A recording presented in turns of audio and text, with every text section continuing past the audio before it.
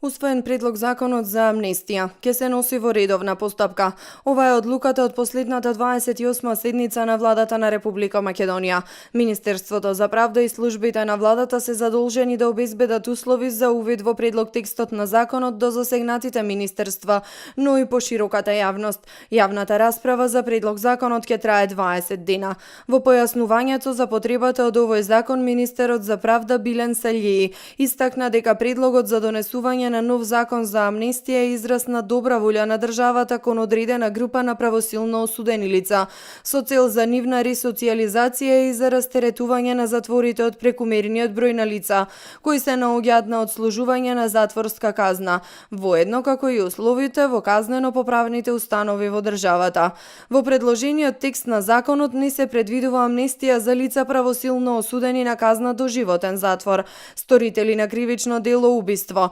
сторители на кривични дела против избори и гласање, кривични дела против половата слобода и половиот морал, кривични дела против државата, злосторничко здружување, како и кривични дела против човечноста и меѓународното право. Министерството за животна средина и просторно планирање пак на седницата на владата презентирало информација со предлози за справување на високото ниво на загадување на воздухот во текот на летниот период и во текот на целата година. Со оглед на фактот што досегашната работа на интерресурската работна група за справување со овој проблем не ги даде очекуваните резултати, донесена е одлука за проширување на оваа група со членови од други релевантни институции, замена на постоечки неактивни и пензионирани членови со други, како и учество и координација на групата од функционери од Министерството за животна средина и просторно планирање на повисоко политичко ниво, соопштија од владата. Еден од предлозите на ресорното министерство за справување со високото ниво на загадување на воздухот во Република Македонија